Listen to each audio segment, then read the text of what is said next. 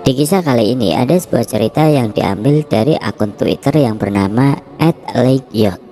Dan untuk kisah yang akan saya bawakan kali ini, yaitu sebuah kisah yang berjudul Wanita Susuk. Sebelum kita masuk ke ceritanya, tekan dulu tombol like video ini dan jangan lupa tekan juga tombol subscribe channel ini dan nyalakan juga lonceng notifikasinya agar tidak ketinggalan cerita-cerita baru dari channel ini. Dan bagi teman-teman yang ingin membaca langsung ceritanya, nanti silakan saja kunjungi linknya yang nanti akan saya sertakan di kolom deskripsi. Dan jangan lupa follow juga akun penulis. Seperti apa untuk kisah kali ini? Langsung saja kita simak berikut ini. Halo semua, nama saya Lala. Di sini saya bakal menceritakan kisah tentang saya dan teman saya Rahmi. Jadi saya punya teman namanya Rahmi. Dan Rahmi suka sama sahabat saya bernama Adit. Suatu hari saya dan Adit janjian ketemuan di sebuah kafe yang baru dibuka di tengah kota. Karena itu kafe baru dan banyak diskon, jadi saya ngajak Rahmi, sedangkan Adit ngajak temennya si Angga. Nah, pas kita udah sampai di itu kafe dan mulai berbincang-bincang, di situ si Adit tiba-tiba ngomong ke saya, dia suka sama cewek yang duduk bersebelahan sama kita berempat. Adit bilang cewek itu cantik banget. Dia pengen kenalan sama cewek itu, tapi dia malu buat ngajak kenalan. Lah, gua kok kayak tertarik banget sih sama itu cewek. Tolong mintain nomornya dong. Gua malu soalnya, kata si Adit sambil matanya terus liatin itu cewek. Ah, siapa? Cewek itu? Yakin Dit? Kok kayaknya biasa aja deh. Kok lo bisa suka sih? Gue juga dong, tolong mintain nomor itu cewek. Anjir, cakep banget itu cewek. Parah sih, gue harus kenal, kata si Anggi memotong obrolanku. Ya udah deh, iya, gue bantuin minta nomor HP-nya. Akhirnya saya nyamperin itu cewek buat minta nomor HP-nya. Pas saya udah deket sama itu cewek, saya agak heran sama wajahnya. Kayak ada yang aneh. Saya malah lihat itu cewek, kayak ada yang menyelimuti di tubuhnya. Saya mikir mungkin cewek itu ada yang nepelin, atau enggak ada sosok yang deketin. Karena ini tempat baru, jadi masih banyak aktivitas makhluk lain. Saya agak heran kenapa si Adit bisa bilang cewek itu cantik, padahal saya nggak lihat cewek itu cantik. Malah saya lihat cewek itu malah merinding dan aneh. Saat saya udah dapat nomor itu cewek, saya langsung balik lagi dan ngasih itu nomor ke Adit sama Angga. Sepanjang kita nongkrong di kafe itu, Adit sama Angga terus saja ngeliatin cewek itu. Pas kita udah selesai nongkrong, di perjalanan pulang, tiba-tiba Rahmi bilang, Lah, cewek tadi kenapa cantik banget sih? Hah? Cantik? Menurutmu dia cantik, Rahmi? Iya, cantik banget. Kapan ya gue bisa cantik kayak gitu? Pengen banget. Apa cuma gue yang lihat kalau cewek itu biasa aja, malah kayak ada yang aneh di tubuhnya? Ucapku dengan wajah kebingungan. Nah, di tengah perbincangan itu, dari belakang ada sosok seorang ibu pengemis menghampiri kami. Itu Susuk, Neng. Yang Neng lihat ada yang aneh itu karena Neng bisa lihat, dan itu salah satu pengaruh dari memakai susuk, Neng. Ibu itu terus berjalan sambil berbicara. Bu, tunggu bentar Bu. Ibu tadi dari mana, Bu? Ucapku sambil berusaha mengejar ibu itu. Saat saya berusaha mengejar ibu itu, entah kenapa ibu itu pergi menghilang. Saya di situ nggak menghiraukan perkataan ibu-ibu pengemis itu. Setelah kejadian itu, beberapa hari saya penasaran sama kata-kata si ibu pengemis itu. Dan Rahmi juga setiap jam nanyain apa cewek itu pakai susuk. Akhirnya saya ngajak abang saya yang namanya Irham. Bang Irham memang bisa lihat dan lebih paham soal begituan. Dan untungnya abang mau buat ketemu sama itu cewek. Di situ saya nggak bilang kalau kita bakal ketemu sama cewek yang saya sangka pakai susuk. Lalu saya nyuruh si Adit buat ketemuan sama itu cewek, karena Adit lebih kenal sama itu cewek dibandingkan saya. Nah, setelah itu saya, abang, Adit sama cewek itu ketemuan di kafe yang dulu. Nah, di situ saya lihat ekspresi abang saya lihat cewek itu kayak jijik dan risik. Sedangkan berbanding terbalik, Si Adit malah udah lupa keadaan sekeliling, saking terpesonanya lihat itu cewek. Nah, di tengah obrolan, nggak tahu dari mana tiba-tiba Rahmi datang dan langsung ikut nimbrung.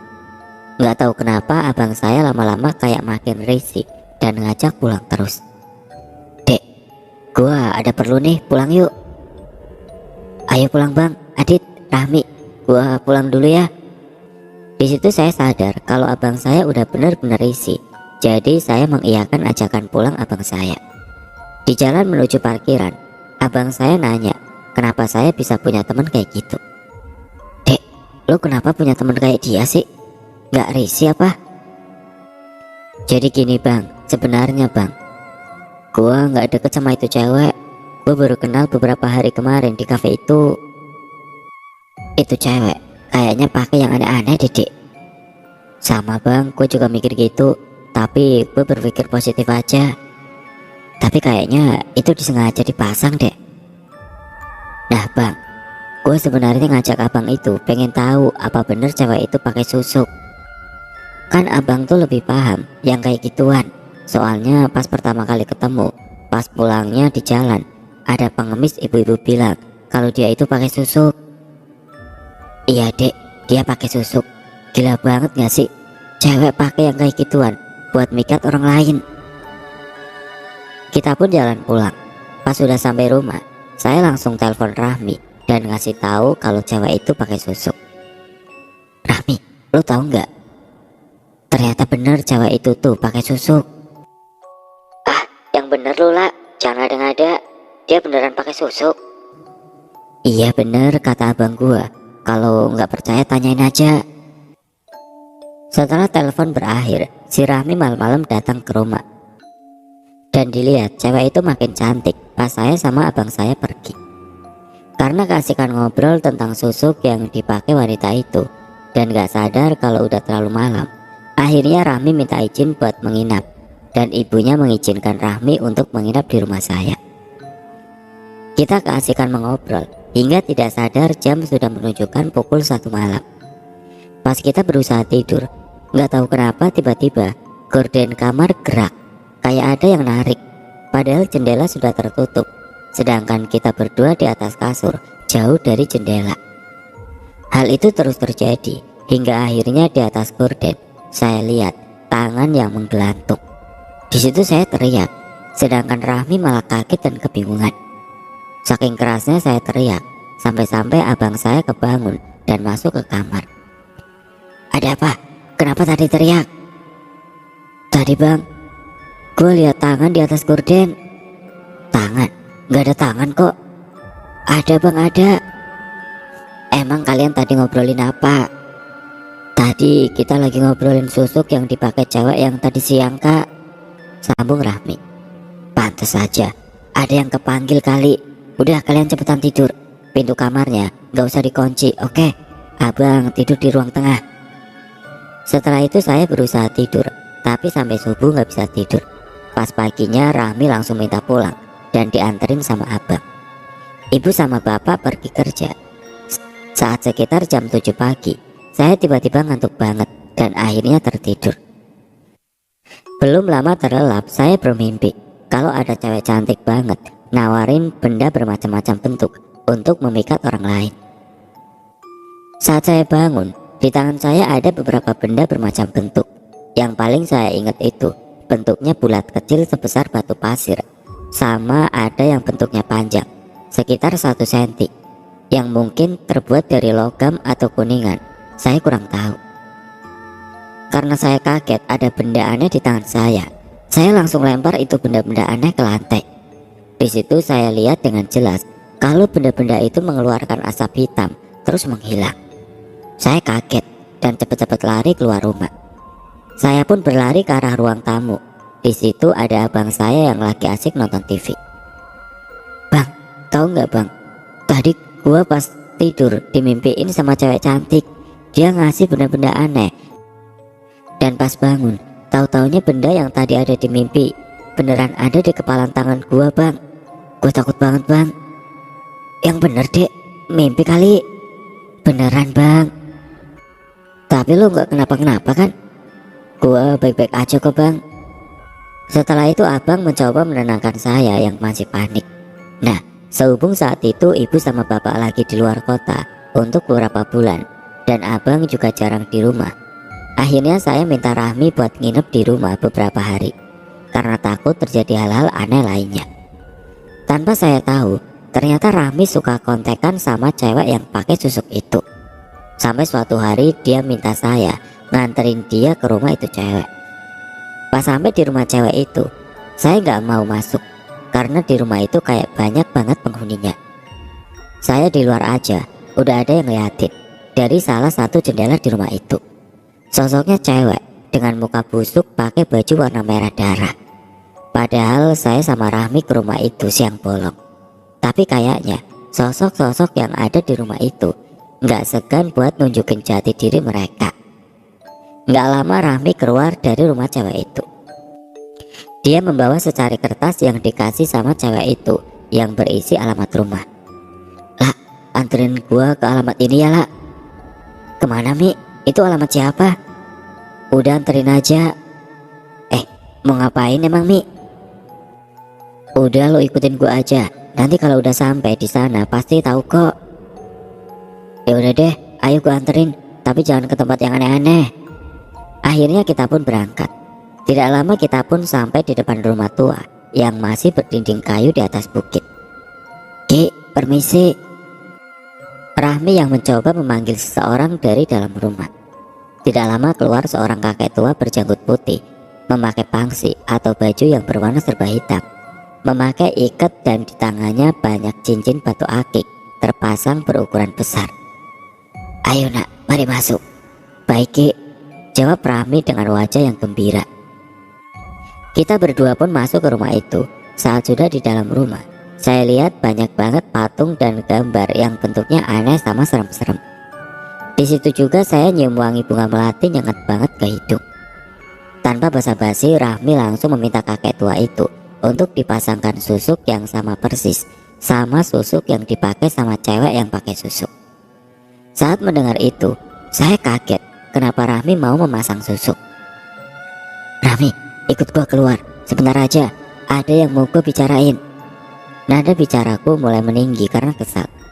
Ada apalah? Ayo, ikut gua aja dulu. Saat udah di luar, saya langsung nanyain kenapa Rahmi mau memasang susuk. Padahal Rahmi yang saya kenal itu orangnya baik, bahkan dia termasuk orang yang rajin beribadah. Rahmi, kenapa lu memasang susuk? Kenapa nggak diobrolin dulu sama gua? Tapi lah, gue pengen banget pakai susuk. Tapi kenapa? Harus ada sebabnya lu mau pakai susuk. Jadi ginilah, gue itu nggak tahu kenapa setiap malam suka dimimpiin sama cewek cantik banget nawarin benda-benda aneh gitu. Dan juga gue itu sirik banget sama cewek itu. Kenapa dia bisa mikat Adi dengan cepat? Gue itu pengen kayak dia, disukain sama banyak orang dan jadi pusat perhatian. Rahmi, gue saranin lu jangan pakai yang kayak gituan. Itu musyrik. Lu tahu kan apa itu musyrik? Tapi lah, ini satu-satunya cara biar gue bisa disukain sama banyak orang. Lu jangan coba-coba Demi. Lu gak tahu apa akibatnya nanti. Gue takut nanti lu kenapa-napa. Gue udah gak peduli lagi. Apapun bakal gue lakuin asal gue bisa cantik secara instan. Kalau lu lah gak mau nemenin gue, gak apa-apa kok. Udah pulang aja. Akhirnya aku pergi ninggalin Rahmi sendirian. Pas sudah malam, Rahmi pulang ke rumah saya. Di situ saya lihat Rahmi cantik banget. Auranya keluar banget.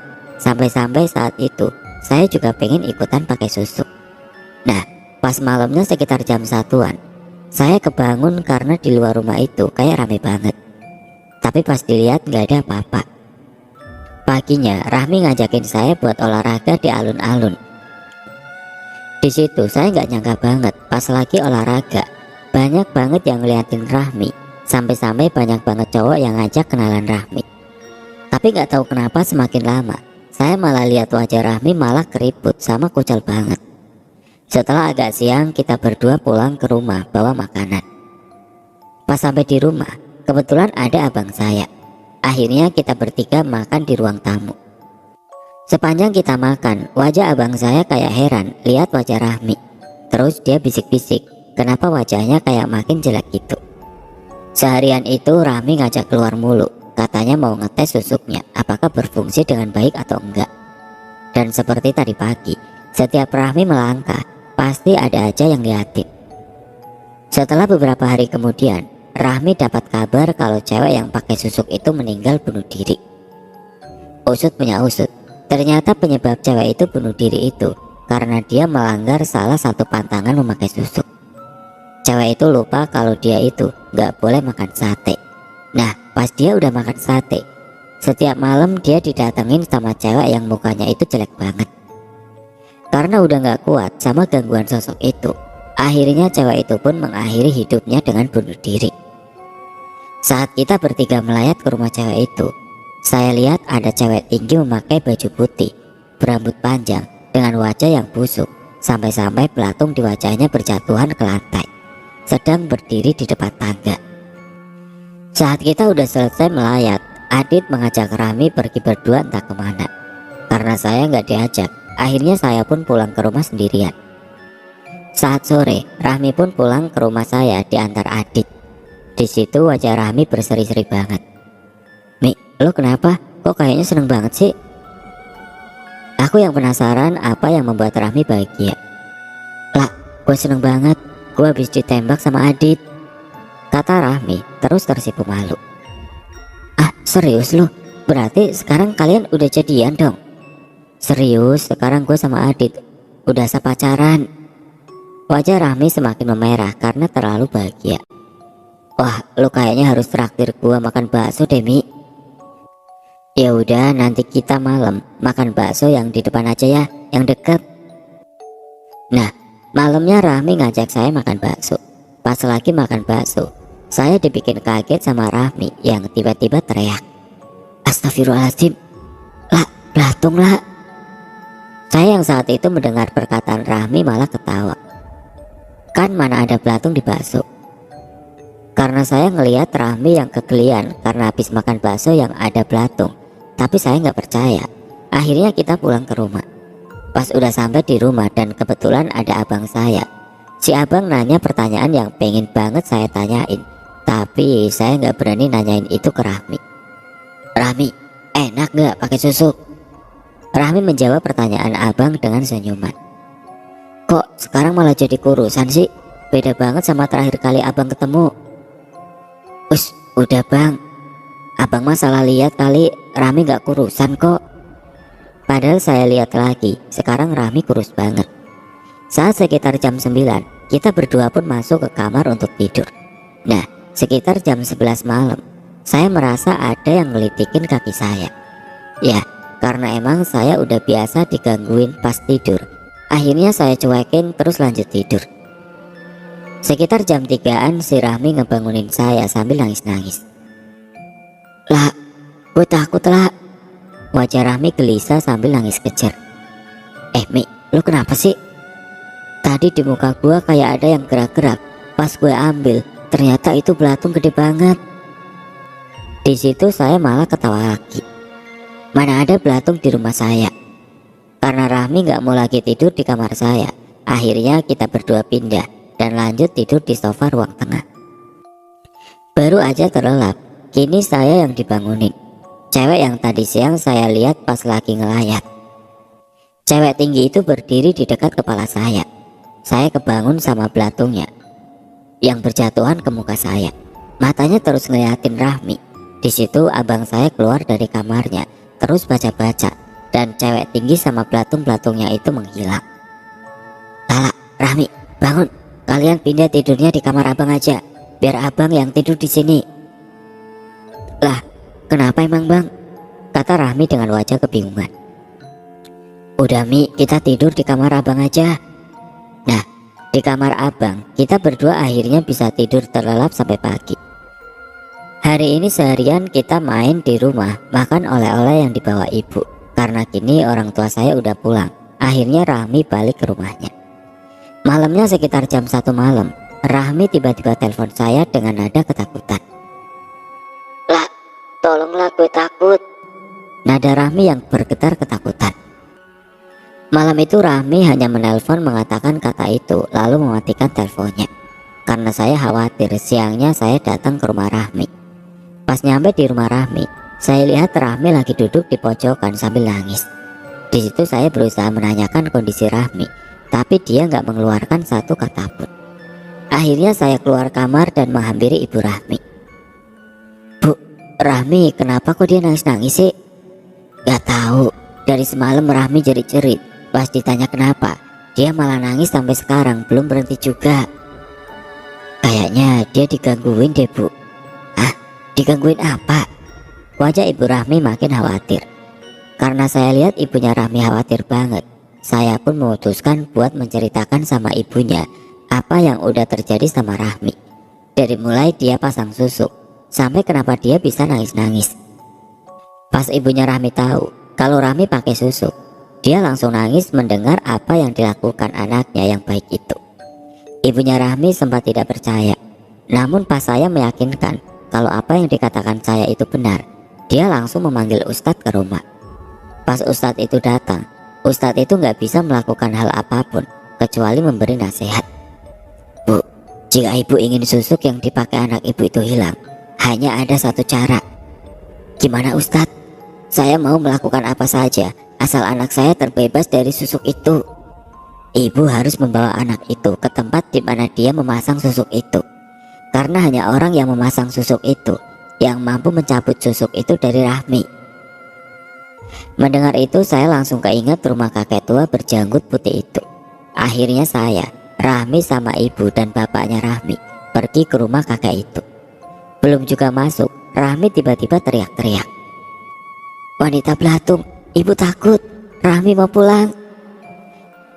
Padahal di situ saya nggak lihat apa-apa. Ibu dan bapaknya Rahmi pun memaksa agar Rahmi masuk ke rumah itu. Permisi, ibu Rahmi memanggil kakek itu. Kakek itu pun keluar dan menyuruh kita semua masuk. Saya pun ikut masuk. Tanpa basa-basi, ibu Rahmi meminta agar susuk yang dipasangkan ke anaknya agar dikeluarkan. Di situ kakak itu mulai membaca mantra aneh sambil mengusap wajah Rahmi. Di situ saya lihat butiran kecil bersimbah darah keluar dari wajah Rahmi. Baru kali ini saya ngelihat proses yang kayak gituan. Di situ prosesnya lama banget, mungkin ada setengah hari. Nah, pas prosesnya udah selesai, Rahmi langsung pingsan. Bu, mungkin akan ada efek samping setelah mengeluarkan susuk itu. Iya nggak apa-apa, asalkan sekarang anak saya sudah terbebas dari hal musyrik, kata ibu Rahmi sambil berjalan membopong Rahmi. Sebelum pulang bapak Rahmi nganterin saya pulang. Gak berapa lama ibunya Rahmi ngabarin kalau Rahmi udah sadar, tapi belum mengatakan satu kata pun. Karena saya masih khawatir sama kondisi Rahmi, saya pun minta izin sama ibu buat nginep di rumah Rahmi. Ibu pun mengizinkan dan saya dianterin sama abang ke rumah Rahmi. Pas sampai di rumah Rahmi, saya heran kenapa dia bengong terus ketawa-ketawa sendiri. Saya pun nanya dong ke Rahmi, Mi, lu kenapa kok ketawa kayak gitu sih? Lala, cewek tinggi lah. Setelah mengatakan itu, Rahmi tiba-tiba menjerit ketakutan. Entah apa yang membuat Rahmi ketakutan. Di situ saya nggak lihat apapun. Semalam saya nggak bisa tidur karena Rahmi terus ketawa lalu teriak. Ketawa lagi, teriak lagi, terus menerus begitu. Paginya saya pun pulang dijemput sama bapak karena abang saya tiba-tiba sakit. Karena kondisi Rahmi terus menerus seperti itu, akhirnya ibunya Rahmi membawa Rahmi ke dokter. Saat mendengar bahwa kondisi kejiwaan Rahmi terganggu, ibu Rahmi langsung pergi ke kakek janggut putih buat menanyakan kenapa anaknya jadi seperti ini. Kek, kenapa anak saya jadi seperti ini? Kan saya sudah bilang akan ada efek samping. Mungkin itu efeknya. Saya tidak mau bertanggung jawab ya bu. Silakan ibu keluar dari rumah saya. Ibu Rahmi pun menangis terseduh-seduh. Kini Rahmi dirawat di sebuah rumah sakit jiwa. Namun sampai sekarang kondisinya masih sama, belum ada perkembangan. Sedangkan Adit kini entah pergi kemana. Dan wanita tinggi itu tidak pernah menampakkan wujudnya lagi.